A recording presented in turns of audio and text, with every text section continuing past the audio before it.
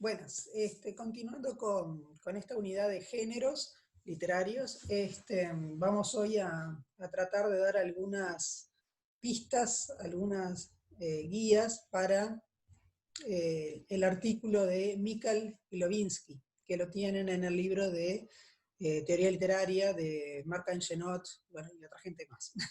Eh, este, Bien, este artículo es un poco distinto del que comentamos el otro día, del de Víctor Manuel de Aguiar Silva. Aguiar Silva lo que hace es un rastreo, decíamos, histórico, ¿no? Va mostrando como las distintas etapas y distintas concepciones que hubo acerca de los géneros, pero bueno, más allá de todas esas modulaciones, lo que podemos ver es que la teoría de los géneros permanece. Por lo tanto, eso podría ser una indicación, una señal de su utilidad. En este artículo de Mikhail Glowinski, el enfoque que vamos a encontrar es un enfoque un poco distinto. ¿Sí? Está separado en varios apartados o en varios capítulos. El primero, de alguna manera, recoge algunos de los problemas que ya veíamos en ese desarrollo que hacía Aguiar Silva, ¿sí? Por ejemplo, esto de pensar la relación entre el universal y el particular, ¿no? Una obra define al género, o vale como la concretización de todo un género. Pensar el género como categoría es a partir de la suma de características de todas las obras. Bueno, eso parece casi imposible, ¿no? Entonces también suscitan determinados problemas, ¿no? Determinados inconvenientes. El género, ¿qué es? Es una clasificación que tiene un valor descriptivo, el género tiene un valor normativo, ¿sí? Eso vimos que hubo cambios en ese sentido. Por ejemplo, decíamos en las poéticas neoclásicas tenía un valor totalmente preceptivo, ¿no? O sea, se tiene que hacer así. Bueno, parte de la película que les ponía ese pedacito, ¿no? De, bueno, tienen que ser 3 actos, se tiene que representar de tal manera, ¿sí? O sea, había como un fuerte control. Entonces, ¿qué lugar hay a la innovación o qué lugar hay a la experimentación? ¿Ya está todo predeterminado o no? ¿Verdad? Entonces, bueno, el género se va a tomar en cuenta solamente por las características estructurales o pragmáticas que tengan las obras. Bueno, son todos temas que de alguna manera se recogen un poco en el primer apartado, que funciona un poco como introducción. Quizás lo más interesante del planteo que va a hacer Glowinski es que va a tratar de darle una mirada más sistémica, ¿no? De entender a los géneros como sistema. Y para eso también va a recurrir a hacer como un pensamiento por analogía, ¿sí? Con respecto a la lingüística y con respecto a la propuesta que hace Mijaíl Bakhtin sobre los géneros discursivos, ¿no? Lo que es mucho más amplio el pensarlo en el campo del discurso, y lo que propone de alguna manera Bakhtin es decir que hay géneros discursivos que no están numerados, no se sabe cuántos son, ¿sí? Pero que responden a ciertas reglas, ¿no? Tienen ciertos modelos. De pronto en la práctica cotidiana, ¿sí? Podemos encontrar que en determinadas situaciones aplicamos un modelo.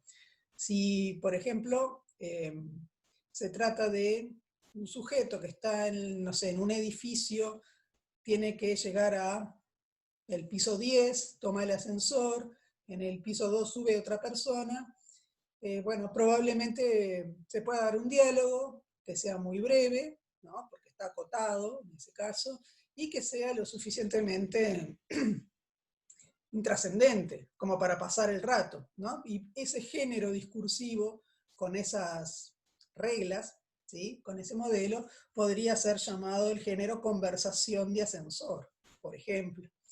Entonces, bueno, tomando en cuenta esto, ¿no? De que de pronto hay reglas, hay modelos que se siguen, establecerlo, pensarlo, ¿sí?, para los géneros literarios.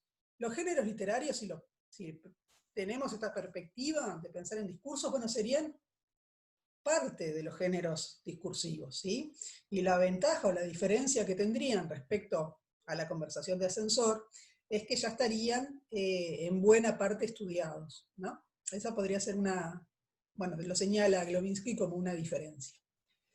Entonces, tratando de pensarlo en esta manera de decir, bueno, hay un modelo, hay reglas, ¿no?, hay elementos que se comportan de tal forma, lo que va a proponer es pensar a los géneros como una suerte de gramática de la literatura, ¿no? Entonces dice, bueno, como toda analogía, también tiene sus limitaciones, y allí va a señalar en qué resulta útil pensarlo de esta manera y en qué muestra sus limitaciones la analogía. Pero digamos que lo principal, o lo que podríamos decir que se rescata de esta forma de verlo, es justamente ver cómo se organizan estas reglas, ¿no?, cómo se conforman esos modelos. Entonces, podríamos decir que, volviendo al ejemplo anterior de la conversación de ascensor, que, bueno, la brevedad va a estar, por ejemplo, que si es mi edificio y conozco al vecino, bueno, quizás pueda ser más o menos intrascendente la conversación. Quizás no pase de ¿vieron lluvia para hoy? O quizás hablemos acerca del resultado de las elecciones, no sé. Entonces, ¿qué no podría pasar? Bueno, quizás alejarse demasiado de esas reglas, ¿no? Ahí podríamos estar en presencia quizás de otro género discursivo. Entonces podemos pensar, o lo que va a proponer Glowinski, es que hay una serie de reglas que son necesarias, que son las que de alguna manera definen al género, a cada género, ¿sí? Y hay otras reglas que no son tan necesarias. Entonces va a hablar de variantes y de invariantes, ¿sí? Las invariantes serían entonces las que de alguna manera fijan los límites de ese género. Esto es bastante útil para explicarnos de pronto la proliferación de otras formas, de otros géneros. También nos permite ver cuándo estamos frente a la generación de algo nuevo, o por qué poder ver qué regla es la que no se está cumpliendo, ¿no? Cuál es la que se estaría como violando. De esa manera, él lo que va a plantear es que, bueno, que encontramos dentro de los géneros distintos sistemas y que están articulados. Entonces tendríamos como un sistema general que hablaré del sistema de los géneros. Después tendríamos, por ejemplo, el sistema de la narrativa, de la épica. Como un subsistema podríamos tener el de la novela, que se vincula tanto con el de la épica como el de los géneros en general. Y a su vez también hay otros subsistemas. Por ejemplo, hablar de la novela policial, de la novela de ciencia ficción, de la novela de aventura, ¿sí? Entonces, el cómo se articulan estos niveles también nos puede servir, por ejemplo, para estudiar dónde se dan las novedades, ¿no? Digamos que en cada subsistema, cuando aparece algún cambio, podemos ir encontrando esas novedades y hacer como un rastreo histórico. Eso, por ejemplo, podría explicar un poco más esta relación. Ordenar un poco el panorama sin tener que ir de pronto a una especie de caso a caso, de tipología que si quisiera ser exhaustiva y totalmente universal sería imposible, ¿no? Sería inviable. Otra cosa que es interesante de lo que él sugiere, no, de lo que aporta, ¿no? Porque lo plantea directamente, es, por ejemplo, en esta analogía con la gramática, ver en lo que va a llamar conciencia genérica, ¿no? Dice, bueno, nosotros como usuarios de la lengua no tenemos presente todo el tiempo las reglas de la gramática, pero sin embargo las aplicamos, ¿sí? En el caso de esta suerte de gramática de la literatura, esas reglas sí son conscientes, ¿sí? Sabemos si nos estamos alejando. Si digo que voy a escribir una novela de detectives y en realidad no hay ningún enigma, no hay nada que descubrir, bueno, no estoy escribiendo una novela de detectives, una novela de misterio. ¿No? O sea, ahí hay una regla que es una invariante, hay algo que debe ser un enigma, algo que debe ser investigado.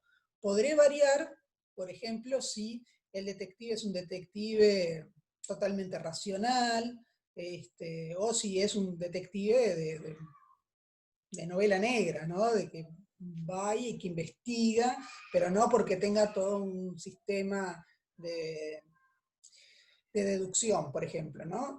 Y ahí tenemos a Sherlock Holmes, por ejemplo, y los detectives de Raymond Chandler o de Hammett, por ejemplo, ¿no? Podemos tener como esas diferencias.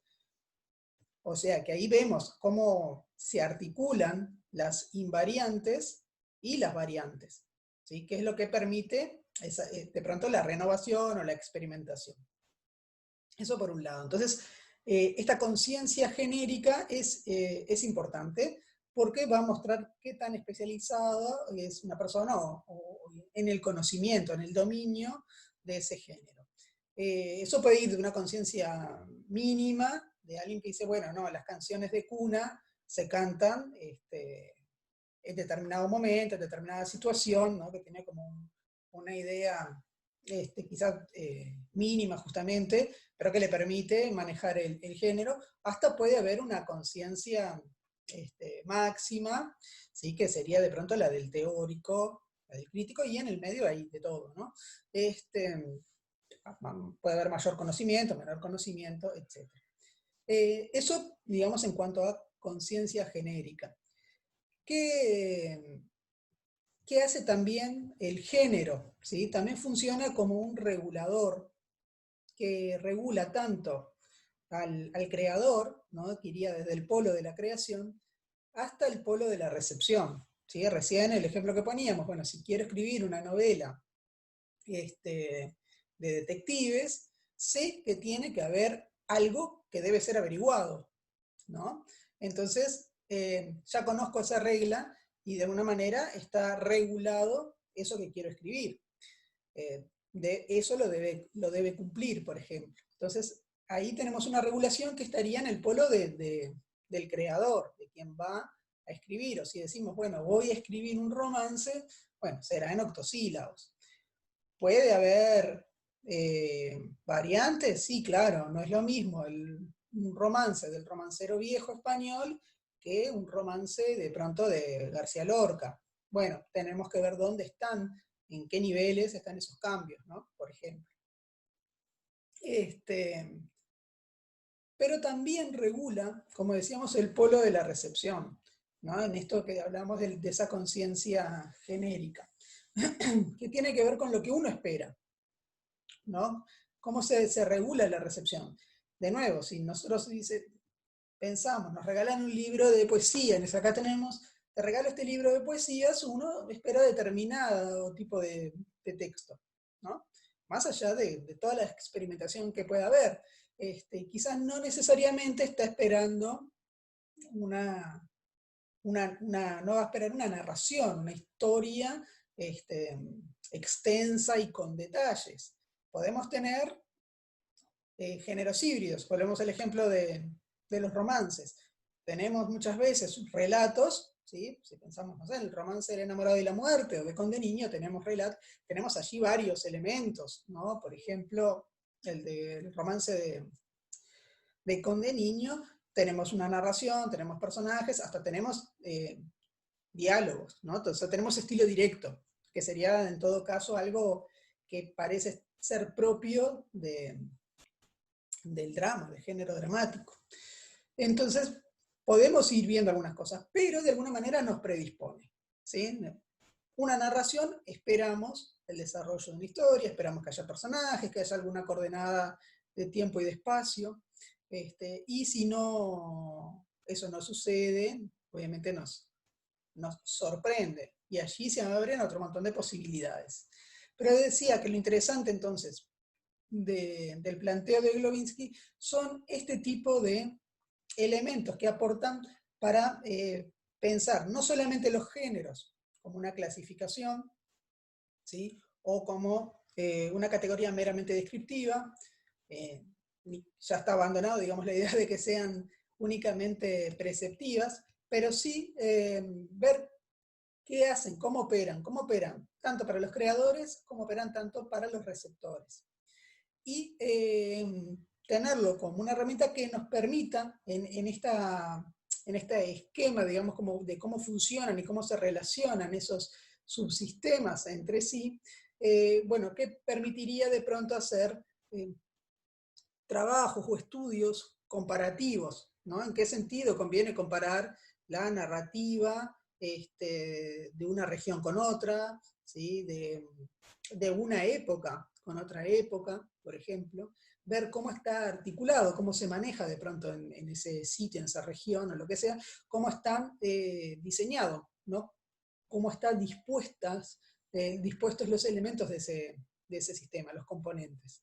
En líneas generales, estos son como los puntos principales que aporta, digamos, la visión de Glowinski. Es un texto interesante, accesible, no es tampoco demasiado extenso, así que bueno, los invito a que lo puedan leer y pensar un poquito más. Hasta luego.